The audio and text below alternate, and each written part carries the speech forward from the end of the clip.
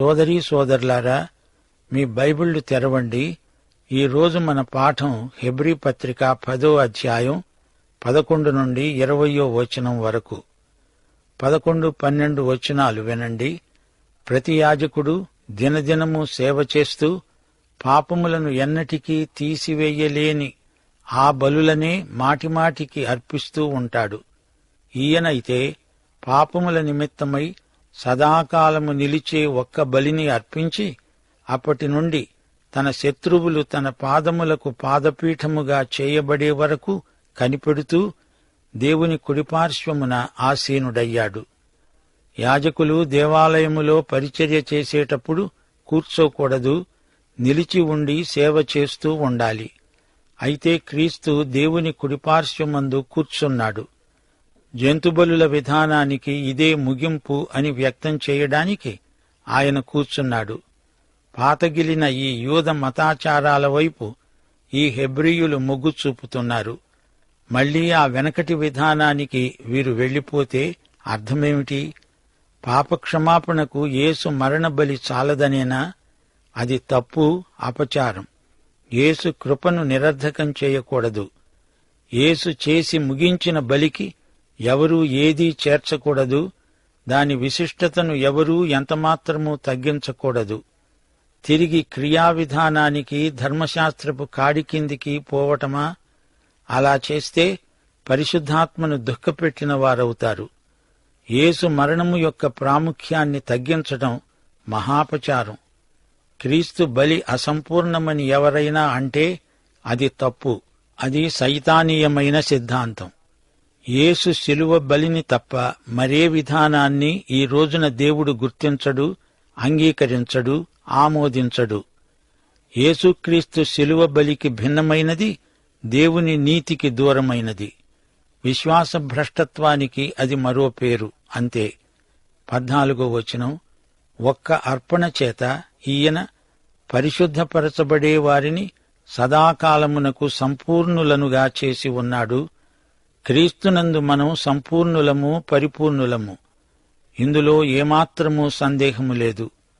అయితే మనము పరిశుద్ధపరచబడుతూ ఉన్నాము.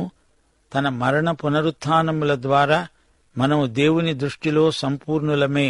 అదే సమయంలో వారిని ఇహలోక యాత్రలో దినదినము పరిశుద్ధపరుస్తున్నాడు. దేవునికి మనతో ఎంతో పని ఉంది. ప్రతిరోజు మనల్ని పరిశుద్ధపరుస్తూ ఉన్నాడు. ఇది మన ఎదుగుదల ప్రక్రియ. మనం ప్రభువుకు విధేయులమై బ్రతకాలి. లేఖనము ప్రతిపాదించిన ఆధ్యాత్మిక విలువలను అమలుపరచాలి. మన జీవితంలోని ప్రతి విభాగంలో లేఖన ప్రమాణాలను పాటించాలి. క్రీస్తు యొక్క క్షమాశీలాన్ని గుర్తించి దాన్ని అన్వయించుకుంటూ ప్రవర్తించాలి. ఈ విషయమై పరిశుద్ధాత్మ కూడా మనకు సాక్ష్యమిస్తున్నాడు. ఎలాగనగా, ఆ దినములైన తరువాత నేను వారితో చేయబోయే నిబంధన ఇదే, నా ధర్మవిధులను వారి హృదయమందుంచి వారి మనస్సు మీద వాటిని రాస్తాను అని చెప్పిన తరువాత వారి పాపములను అక్రమములను ఇకను ఎన్నటికిని జ్ఞాపకము చేసుకొనను అని ప్రభువు చెబుతున్నాడు. వింటున్నారా శ్రోతలు? దేవుడు మన పాపాలను ఎన్నటికీ జ్ఞాపకం చేసుకోను అంటున్నాడు. క్రీస్తునందు పాపక్షమాపణ ఎంత సంపూర్ణమో చూడండి. అలాంటప్పుడు ఈ హెబ్రీయులు ఆ పాత బలి విధానంలోకి దిగజారడం ఎంత అవివేకం! విశ్వాసులమైన మనం ఈ రోజున దేవునికి ఎంతో కృతజ్ఞులం. మన పాపాలన్నీ, గత పాపాలు, వర్తమాన భవిష్యత్ కాలాలలో పాపాలు క్షమించే యేసు ప్రభువు ఈ రోజున మనకు ప్రధాన యాజకుడు. ధైర్యముతో, నిరీక్షణతో మనము సమయోచితమైన సహాయము కోసమై దేవుని కృపాసనమును సర్వకాల సర్వావస్థలలో సమీపించగలం. దేవునికి స్తోత్రం. దేవుని కుమారుడైన యేసుక్రీస్తు మన పాపాలను క్షమిస్తాడు, వాటిని జ్ఞాపకముంచుకోడు. వీటి క్షమాపణ ఎక్కడ కలుగుతుందో అక్కడ పాప పరిహారార్థ బలి ఇక ఎన్నడూ ఉండదు. 19వ వచనం, సహోదరులారా, యేసు మన కొరకు ప్రతిష్ఠించిన మార్గమున, అనగా నూతనమైనది, జీవము గలది, ఆయన శరీరము అనే తెర ద్వారా ఏర్పరచబడినది అయిన మార్గమున ఆయన రక్తము వలన పరిశుద్ధ స్థలమున ప్రవేశించడానికి మనకు ధైర్యము కలిగి ఉన్నది. ఇక్కడి గుడారములోని అతి పరిశుద్ధ స్థలములో అందరూ ప్రవేశించడానికి వీలులేదు, తెర అడ్డమున్నది. అక్కడికి ప్రధాన యాజకుడు మాత్రమే వెళ్లగలడు. అదైనా సంవత్సరానికి ఒక్కసారే. ప్రాయశ్చిత్త దినాన మాత్రమే అందులో ప్రవేశించగలడు. అప్పుడతడు ఇశ్రాయేలు జాతి అంతటి పక్షాన ప్రాయశ్చిత్తార్థమైన బలులు అర్పిస్తాడు. అయితే ఇప్పుడు యేసు మరణాన్ని బట్టి ఆ మధ్య తెర చిరిగింది, అది పూర్తిగా తొలగించబడింది.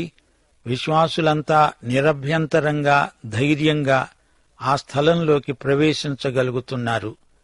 ఈ నిరీక్షణ నిశ్చలము, స్థిరము అయినదై మన ఆత్మకు లంగరు వలె ఉండి తెరలోపల ప్రవేశిస్తున్నది. నిరంతరము మెల్కీసెదెకు క్రమము చొప్పున ప్రధాన యాజకుడైన యేసు అందులోనికి మనకంటే ముందుగా మన పక్షమున ప్రవేశించాడు. ఇక్కడి బలులు ప్రాయశ్చిత్తార్థంగా, తాత్కాలికంగా పాపాలను కప్పివేశాయి గాని పాపాలను తొలగించలేకపోయాయి. ఈ అర్పణలు తెచ్చేవారికి తాము పాపులమని ఎప్పటికప్పుడే అవి జ్ఞాపకం చేస్తుంటాయి. పాప సమస్య యేసుక్రీస్తు శిలువ బలితో కాని పరిష్కారం కాదు. ఆయన పరలోకంలో తండ్రి కుడిపార్శ్వాన కూర్చున్నాడు. ఎందుకు కూర్చున్నాడు? అలసిపోయాడా? ఇక నేనేమీ చెయ్యలేను అని చెప్పి కూర్చున్నాడా? అలా కాదు. శాశ్వత కాలానికి సరిపోయే ఒకే బలి అర్పించి సమాప్తమైనది అని చెప్పి కూర్చున్నాడు. శత్రువులందరూ తనకు పాదాక్రాంతులయ్యే వరకు కనిపెడుతున్నాడు. 110వ కీర్తన 1వ వచనంలో దేవుడన్నాడు, నేను నీ శత్రువులను నీ పాదములకు పీఠముగా చేసే వరకు నా కుడిపార్శ్వమందు కూర్చో. ఇది యేసు ప్రభువు రెండో రాకడకు సంబంధించిన మాట. ఆయన ఎందుకు కనిపెడుతున్నాడు? ఇంకా అనేక మంది రక్షించబడవలసి ఉంది. అనేక బల్యర్పణలు చెయ్యజాలనిది యేసుక్రీస్తు బలి ఒక్కటే చేయగలిగింది. యేసు మరణమే మానవతకు శరణం. రెండో దాన్ని స్థిరపరచడానికి దేవుడు మొదటి దాన్ని కొట్టివేస్తాడు. యేసుక్రీస్తు యొక్క శరీరము ఒక్కసారే అర్పించబడము చేత ఆ చిత్తమును బట్టి మనము పరిశుద్ధపరచబడి ఉన్నాము.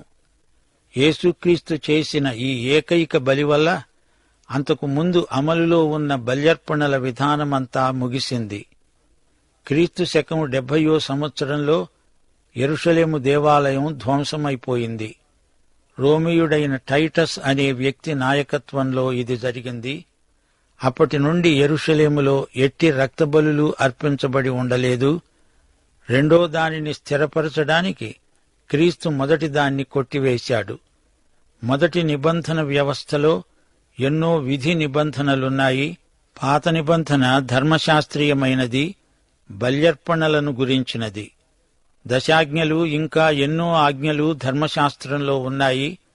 మానవులకు మతం నచ్చుతుంది గాని ఆంతరంగిక ఉద్యమం వారికిష్టముండదు. ఇది మానవ నైజం. అందుకే 2 కొరింథీ 3వ అధ్యాయం 6వ వచనంలో పౌలన్నాడు, ఆయనే మమ్మును కొత్త నిబంధనకు అనగా అక్షరమునకు కాదుగాని ఆత్మకే పరిచారకులమౌటకు మాకు సామర్థ్యము కలిగించాడు. అక్షరము చంపుతుంది గాని ఆత్మ జీవింపచేస్తుంది. అక్షరము అంటే ధర్మశాస్త్రమందలి ఆజ్ఞలు, దశాజ్ఞలున్నవి. అవి మరణాన్ని చూపుతాయి. ధర్మశాస్త్రం చంపుతుంది. ధర్మశాస్త్రం ఎవరినీ రక్షించజాలదు, శిక్షిస్తుంది, చంపుతుంది. ధర్మశాస్త్రం మనుషులందరినీ దేవుని తీర్పు కిందికి తెస్తుంది. పరిశుద్ధాత్మ బ్రతికించేవాడు, మనల్ని నడిపిస్తాడు, దేవుని చిత్తం బయలుపరుస్తాడు. బలులు అర్పించే విధానం హెబెలుతో ఆరంభమైంది. ఈ విధానం యేసు మరణంతో ముగిసింది. వీటి క్షమాపణ ఎక్కడ కలుగుతుందో అక్కడ పాప పరిహారార్థ బలి ఇంకా ఉండదు. ఈ కొత్త విధానం యేసు మనకోసమై ప్రతిష్ఠించిన మార్గం, యేసు రక్తము వలన ఏర్పడిన మార్గం. పరిశుద్ధ స్థలంలో ప్రవేశించడానికి మనకు ధైర్యం కలిగింది. ధైర్యం అంటే మాట్లాడే ధైర్యం. తెర ద్వారా ఏర్పరచబడిన మార్గమిది. యేసు ప్రభువు శిలువ మీద చనిపోయినప్పుడు మధ్య తెర చిరిగింది. దేవుని సన్నిధిలోకి నిరభ్యంతర ప్రవేశం ఆయన శరీరము అనే తెర ద్వారా ఏర్పరచబడిన మార్గమిది. శరీరం, వాక్యమే శరీరము ధరించి మన మధ్య నివసించింది. ఈ శరీరం యేసు శరీరమే. యేసు రక్తము లేనిదే అందులోకి ప్రవేశము లేదు. యేసు అవతారము కాదు, యేసు శిలువ మరణం మనకు మార్గం తెరిచింది. తెర చెరగటమంటే అది యేసు మరణమే. ఈ రోజున మనం దేవుణ్ణి ఆరాధిస్తున్నామంటే దానికి యేసు రక్తమే కారణం. యేసు జీవితం కాదు, ఆయన శిలువ మరణమే మనలను ఆయన కృపాసనము వద్దకు తీసుకువెడుతుంది. ఇది నూతన మార్గము, జీవ మార్గము. తన శిలువ మరణం ద్వారా కొత్తగా ఏర్పడిన నూతన మార్గం. పాతకాలపు బలులు ఈ కొత్త విధానంతో పోల్చి చూస్తే ఎందుకు కొరగావు. యేసు మన పాపముల నిమిత్తమై సదాకాలము నిలిచే ఒక్క బలిని అర్పించాడు. యేసు బలి, ఆయన సార్వభౌమత్వము గుర్తించండి. యేసు తానే బలి అయ్యాడు. ఆయన శిలువ బలి మహాబలి. యేసు బలిలాంటిది మరొకటి లేదు. యోహాను సువార్త 10వ అధ్యాయం 17-18 వచనాలు. ప్రభు అన్నాడు, నేను దానిని మరల తీసుకొనున్నట్లు నా ప్రాణం పెడుతున్నాను. ఇందువలననే నా తండ్రి నన్ను ప్రేమిస్తున్నాడు. ఎవడూ నా ప్రాణం తీసుకోడు, నా అంతట నేనే దాన్ని పెడుతున్నాను. దాన్ని పెట్టడానికి నాకు అధికారముంది, దాన్ని తిరిగి తీసుకోవటానికి నాకు అధికారముంది. నా తండ్రి వలన నేనీ ఆజ్ఞను పొందాను. యోహాను సువార్త 15వ అధ్యాయం 13వ వచనం. తన స్నేహితుల కొరకు తన ప్రాణము పెట్టేవానికంటే ఎక్కువైన ప్రేమ గలవాడు ఎవ్వడూ లేడు. మానవుల పాపాల కోసం ఆయన బలి అయ్యాడు. యేసు మరణం హతసాక్ష్యం కాదు, దేవుని కోపానికి ఉపశాంతి కాదు. మానవుల పాపాలకు యేసు బలి అయ్యాడనేది పరమసత్యం. ఆయన ఇప్పుడు తండ్రి కుడిపార్శ్వమున ఉన్నాడంటే అది ఘనతను చూపుతుంది. ఆయన కిరీటధారి. ఆయనకే మహిమా ప్రభావములు చెందుతాయి. దేవుడు ఆయనను అధికముగా హెచ్చించి ప్రతి నామమునకు పైనామమును ఆయనకు అనుగ్రహించాడు. ఆయన మహిమా ప్రభావములతో కిరీటము ధరించినవాడు. విమోచకుని మహిమ వర్ణనాతీతము. ఆయనతో ఇక్కడ శ్రమపడిన వారు అక్కడ ఆయన మహిమను పంచుకుంటారు. ప్రతి విశ్వాసికి శిలువ ఉంది. దాన్ని మోసిన వారికి పరలోకంలో కిరీటం ఉంది. ప్రకటన గ్రంథం 3వ అధ్యాయం 21వ వచనం. ప్రభు అంటున్నాడు, నేను జయించి నా తండ్రితో కూడా ఆయన సింహాసనమునందు కూర్చుండి ఉన్న ప్రకారము జయించేవాణ్ణి నాతో కూడా నా సింహాసనము మీద కూర్చుండనిస్తాను. దేవునికి స్తోత్రం. యేసు ప్రభువు పరలోకములో దేవుని ప్రక్కనే ఉండి కనిపెడుతున్నాడు. తన శత్రువులు తన పాదములకు పాదపీఠముగా చేయబడే వరకు కనిపెడుతున్నాడు. ఇంతకు యేసు ప్రభువుకు శత్రువులెవరు? తిరుగుబాటు చేసిన దేవదూతలు, అవిధేయులైన మానవులు. యేసు వ్యక్తిత్వానికి, యేసు సార్వభౌమతకు ప్రతికూలంగా పనిచేసే దుష్టశక్తులన్నీ యేసుక్రీస్తుకు శత్రువులే. ఆయనే వెలుగు, సత్యం. చీకటి, అసత్యం ఆయనకు విరోధమే. నిరంకుశత్వం ఆయనకు వ్యతిరేకమే. పాపం ఆయనకు శత్రువు. మరణం ఆయనకు వ్యతిరేకం. వీటినన్నిటినీ ఆయన తనకు పాదాక్రాంతం చేసుకుంటాడు. అంధకార శక్తులన్నిటిపై యేసుకే అఖండ విజయం, దిగ్విజయం. త్వరలో చీకటి శక్తులు అంతరిస్తాయి.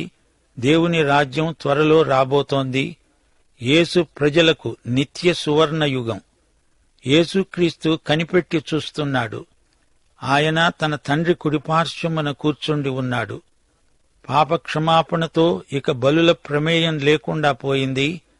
వీటి క్షమాపణ ఎక్కడ కలుగుతుందో అక్కడ పాప పరిహారార్థ బలి ఇక ఉండదు. ఇవి పాపములను ఎన్నటికినీ తీసివేయలేని బలులు. ఈ బలులు అర్పించేవారికి మనస్సాక్షిలో, ఆత్మలో తాత్కాలిక ఉపశాంతే కాని సంపూర్ణ శాంతి ప్రాప్తించదు. సంపూర్ణ పాపక్షమాపణానుభూతి కలగదు. హృదయంలో పరిశుద్ధత, పరివర్తన కలగవు. ఆధ్యాత్మికంగా కొత్తదనమేమీ కానరాదు. మనస్సాక్షి విషయంలో ఆరాధకునికి సంపూర్ణ సిద్ధి కలుగదు. ఈ కొత్త బలి యేసే. ఆయనే మన పాపాలన్నిటికీ బలియాగం. శిలువ బలియాగం పాపాలను పరిహరిస్తుంది. సంపూర్ణమైన శాశ్వతమైన పాపక్షమాపణ లభిస్తుంది. కీడును మేలుతో జయించే నీతి లభిస్తుంది. యేసు బలి విషయమై దేవుడిచ్చిన హామీ, వారి పాపములను వారి అక్రమములను ఇకను ఎన్నటికీ జ్ఞాపకం చేసుకోను. యెషయా గ్రంథం 55వ అధ్యాయం 7వ వచనం. వారు దేవుని వైపు తిరిగిన ఎడల ఆయన వారి యందు జాలిపడతాడు. వారు మన దేవుని వైపు తిరిగిన ఎడల ఆయన బహుగా క్షమిస్తాడు. రక్షకుడైన యేసుక్రీస్తు బలి ఒక్కసారే. అది మరల మరల అర్పించబడదు. రక్షణ మార్గం ఒక్కటే, రక్షకుడు ఒక్కడే, శిలువ బలియాగం ఒక్కటే. క్రీస్తు యొక్క బలి నిత్యత్వమంతటికీ సరిపోయే బలి, సంపూర్ణ బలి. సర్వసమర్థుడైన రక్షకుడు యేసుక్రీస్తు. ఆయనే మన ప్రభువైన యేసు. యేసు ప్రభు ఆరోహణం, ఆయన మహిమ ప్రత్యేక ఆకర్షణలు. మెల్కీసెదెకు క్రమానికి చెందిన యాజకుడు గనుక ఆయన నిత్య యాజకత్వానికి హెచ్చించబడ్డాడు. నిత్య సార్వభౌముడైన యేసుక్రీస్తు పరలోకమందు దేవుని కుడిపార్శ్వమందు కూర్చుండి ఉన్నాడు. ఈ పాఠం ముగింపులో మా శ్రోతలకు అవసరమైన ముఖ్యాంశాలను పరిచయం చేయగోరుతాము. లేవీయ క్రమంలోని యాజకులు మానవులు, బలహీనులు, తిరిగి తిరిగి అవే బలులు అర్పించవలసిన వారు. అయితే వీరందరికంటే క్రీస్తే శ్రేష్ఠుడు. క్రీస్తు యాజకత్వమే గొప్పది. అన్ని కాలాలకు సరిపోయే బలి, నిత్యత్వానికి కూడా సమగ్రమైన బలి యేసుక్రీస్తే. పరలోకంలో కూర్చున్న యేసు తన విమోచనాత్మక సేవకు అద్భుతమైన ఫలితాల కోసం కనిపెట్టి ఉన్నాడు. సర్వే సర్వత్రా శత్రువులందరూ ఆయనకు పాదపీఠమవుతారు. యేసు చేసిన బలిలోని సంపూర్ణ సిద్ధిని బట్టి రెండో నిబంధన స్థిరపడింది, మొదటిది కొట్టివేయబడింది. ఈ విషయమై పరిశుద్ధాత్మ కూడా సాక్ష్యమివ్వడం విశేషం. యేసు రెండవ రాకడలో ఇశ్రాయేలు జాతీయ పరివర్తన ఇక్కడ చూపబడింది. అయితే ఈ నవనిబంధనాశీర్వాదాలు సంఘానికి, ఇశ్రాయేలుకు కూడా చెందుతాయి. ఈ విషయమై పరిశుద్ధాత్మ గట్టిగా సాక్ష్యమిస్తున్నాడు.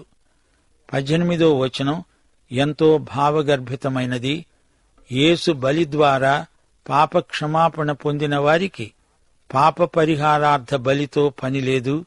సోదరీ సోదరులారా, మన దేవుడు నిబంధన దేవుడు, మనము నిబంధన జనులం. క్రీస్తు రక్తం వల్ల మనకు నిత్య నిబంధన ఉంది. ఏదెను తోటలో ఆదాము హవ్వల పతనానికి ముందు దేవుడు వారితో నిబంధన చేశాడు. వారి పతనం తరువాత మరో నిబంధన. నోవహుతో, అబ్రాహాముతో దేవుడు నిబంధన చేశాడు. మోషేతో, ఇశ్రాయేలు జాతితో నిబంధన చేశాడు. దావీదుతో నిబంధన చేశాడు. ఆ తరువాత కొత్త నిబంధన, ఆ పిమ్మట నిత్య నిబంధన. మన దేవుడు నిబంధన దేవుడని మనమెన్నడూ మరచిపోకూడదు. ఇర్మియా గ్రంథం 31వ అధ్యాయం 31 నుండి 33వ వచనం వరకు. ఇదిగో, నేను ఇశ్రాయేలు వారితోనూ యూదా వారితోనూ కొత్త నిబంధన చేసే దినాలు వస్తున్నవి. నేను చేయబోయే నిబంధన ఇదే. వారి మనస్సులలో నా ధర్మవిధిని ఉంచుతాను, వారి హృదయాల మీద దానిని రాస్తాను. యెహోవా వాక్కు ఇదే. నేను వారి దోషములను క్షమించి వారి పాపములను ఇక ఎన్నడూ జ్ఞాపకము చేసుకొనను. పాఠం ఇంతటితో సమాప్తం. మన ప్రభు అయిన యేసుక్రీస్తు వారి దివ్య కృప, తండ్రి అయిన దేవుని పరమ ప్రేమ, పరిశుద్ధాత్మ యొక్క అన్యోన్య సహవాసము మనకందరికీ సదాకాలము తోడై ఉండునుగాక. ఆమేన్.